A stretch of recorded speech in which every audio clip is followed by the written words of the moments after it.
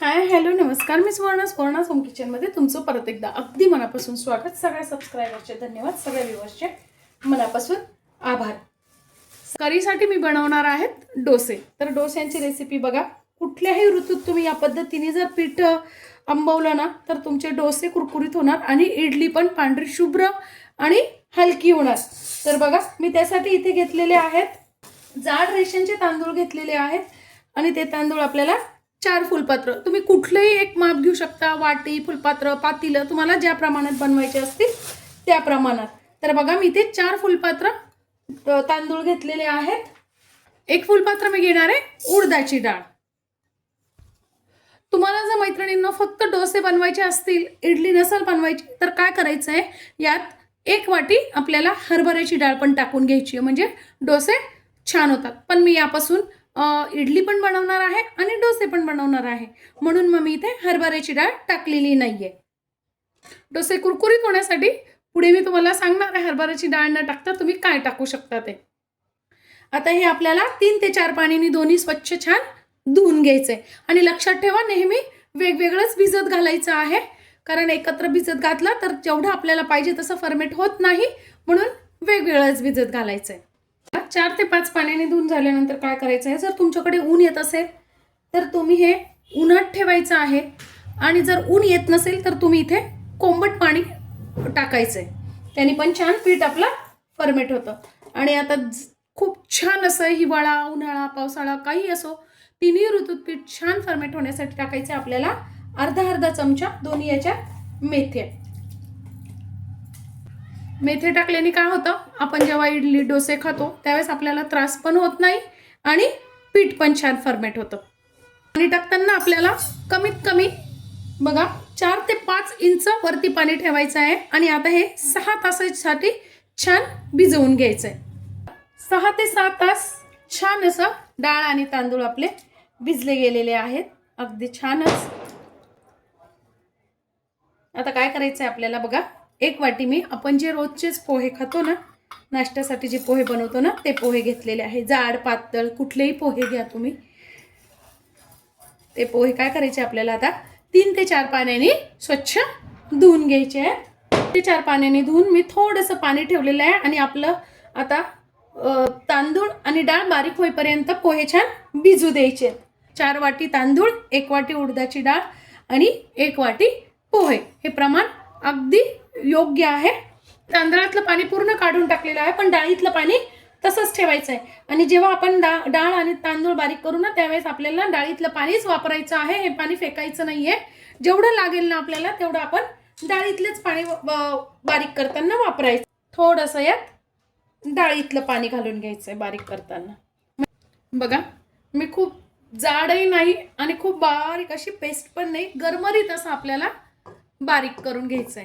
आणि काढताना काय करायचंय, मोठ्या भांड्यात आपल्याला काढायचं आहे, म्हणजे मग पीठ फुगलं तर बाहेर येत नाही.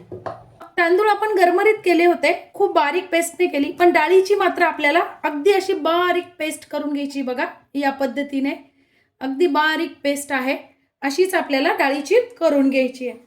डाळ पण तांदळाच्या याच्यातच काढून घ्यायची आहे. आपले पोहे पण अगदी छान भिजलेले आहेत, बघा अगदी मऊ झालेले आहेत.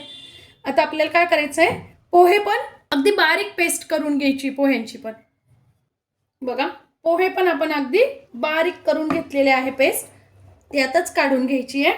आता बघा, बऱ्याच जणांची इडली काय होतं, हलकी होत नाही किंवा मग डोसे पण कुरकुरीत होत नाही. तर ही खूप महत्त्वाची स्टेप आहे. आपण जेव्हा हे सगळं असं बारीक करतो ना, तेव्हा काय करायचं आपल्याला, 5 मिनिट आपल्याला हे सगळं हाताने छान फेटून घ्यायचंय. बघा, या पद्धतीने. आणि हातानेच फेटायचं आहे आपल्याला, चमच्याने फेटायचं नाहीये. आता काय करायचं आहे आपल्याला, हे रात्रभर एखाद्या उबदार ठिकाणी तुम्ही गॅस जवळ ठेवू शकतात, किंवा मग तुमच्याकडे मायक्रोव्हन असेल ना तर रिकामा मायक्रोव्हन मध्ये ठेवायचंय, तिथे पण छान उबदार असतं. मायक्रोव्हन चालू करायचं नाही, बंद असतानाच आपल्याला ठेवायचं आहे, लक्षात घ्या. रात्रभर आपण आता हे फर्मेंट होण्यासाठी ठेवणार आहेत, किंवा मग आपल्याकडे एखाद्या उबदार ठिकाणी ठेवून वरतून शाल किंवा स्वेटरने झाकून ठेवला तरी काही हरकत नाही. खाली ठेवताना पण फरशीवर ठेवायचं नाहीये, काहीतरी कपडा किंवा मग सतरंजी टाकून मग त्यावर ठेवायचं आहे, म्हणजे छान अशी त्याला ऊब मिळते आणि पीठ छान फर्मेट होतं. बघा मी रात्रभर आता पीठ आपलं फर्मेट होण्यासाठी ठेवलं होतं आणि किती फुगलंय बघा, मस्त असं. इतक्या थंडीत सुद्धा आपलं पीठ छान फर्मेट झालेलं आहे. जाळी बघा किती छान पडलेली आहे आणि अगदी हलकं झालेलं आहे. आपण जे फेटून ठेवलेलं होतं ना 5 मिनिटं, त्याच्यामुळे पीठ खूप हलकं झालेलं आहे, अगदीच हलकं झालेलं आहे.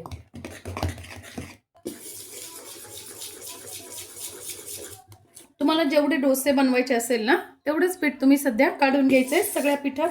आपल्याला म्हणजे इडली पण करता येईल, त्यामुळे सगळ्या पिठात आपण मीठ आणि हे आता मी इथे घेतलेलं आहे डाळीचं पीठ. बघा 1 चमचा मी डाळीचं पीठ घालून घेणार आहे. याने डोश्याचा कलरही खूप छान येतो आणि डोसे पण खूप छान होतात. तेल टाकून घ्यायची थोडीशी साखर नक्की टाकून बघा, डोसे खूप सुंदर होतात. आणि अर्धा चमचा मीठ घेतलंय मी इथे, चवीनुसार तुम्ही मीठ टाकू शकता. आणि छान आता आपल्याला मिक्स करून घ्यायचंय. आपल्याला सोडा वगैरे काही टाकायची गरज नाही, कारण आपलं पीठ छान फर्मेट झालेलं आहे. आणि खूप पातळ नाही करायचं आहे, पातळ जर केलं तर डोसा छान नाही बनत, धिरड्यासारखा जाळी बनते फक्त. मग इतकंच घट्ट पीठ आपल्याला ठेवायचंय बघा या पद्धतीने. घेतलेलं आहे खोबरं, कोथिंबीर, थोडासा घेतलेला आहे पुदिना, डाळ्या घेतलेल्या आहे. तुम्ही डाळ्यांच्या ऐवजी शेंगदाणे पण वापरू शकता. मी इथे फुटाण्याच्या डाळ्या घेतलेल्या आहेत. त्यानंतर 3 ते 4 हिरव्या मिरच्या घेतलेल्या आहे. मिरच्या तुम्ही कमी जास्त टेस्टनुसार करू शकता. लसूण घेतलेला आहे थोडासा, लसूण खात नसाल तर स्किप करायचं आहे. त्यानंतर मी इथे घेतलेली आहे थोडंसं 1 चिंचेचं बुटूक घेतलेलं आहे. तुम्ही चिंच, दही किंवा मग लिंबू पण पिळू शकता, चटणी छान लागते. आणि अर्धा इंच आलं घेतलेलं आहे. चवीनुसार मीठ टाकून घ्यायचं आहे. मी ते अर्धा चमचा घेतलेला आहे. अर्धा चमचा जिरं, अर्धा चमचा साखर.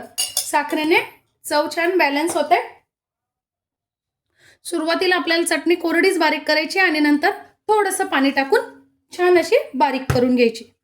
बघा छान अशी आपली चटणी तयार झालेली आहे. घट्ट पातळ तुम्हाला कशी आवडते तशी तुम्ही पाणी टाकून करून घ्यायची आहे. आणि वरतून जर फोडणी आवडत असेल तर तुम्ही फोडणी घातली तरी छान लागते. मसाला डोसा करण्यासाठी आपण खूप सुंदर अशी बटाट्याची भाजी करणार आहोत. तर त्यासाठी मी इथे घेतलेलं आहे हिरवी मिरचीचे बारीक तुकडे करून घेतलेले आहेत. थोडीशी घेतलेली बडीशोप अवश्य घाला, खूप सुंदर टेस्ट येते. त्यानंतर थोडासा कढीपत्ता, आलं किसून घेतलेलं आहे आणि कांदा उभा कापून घेतलेला आहे. कांदा आणि खात नसाल तुम्ही कांदा तर स्किप केला तरी काही हरकत नाही. आणि बटाटे 3 ते 4 बटाटे मी उकडून चिरून घेतलेले आहेत. मी अर्धी पळी तेल टाकून घेतलेलं आहे. त्यानंतर आपल्याला टाकायचं आहे अर्धा चमचा मोहरी, अर्धा चमचा जिरं, पाव चमचा हिंग, अर्धा चमचा हळद, कढीपत्ता, बडीशोप. एकदा बडीशोप टाकून बघा, खूप सुंदर होते ही भाजी. मिरचीचे तुकडे, आलं,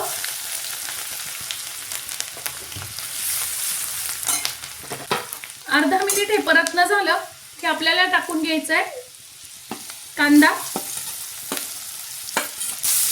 वा, फोडणीचा वास इतका सुंदर येतोय. आता बघा कांदा छान असा परतला गेलेला आहे आपला. टाकून आपल्याला बटाटे ओवा आता टाकून घ्यायचं आपल्याला. 1 चमचा मीठ टाकते मी इथे.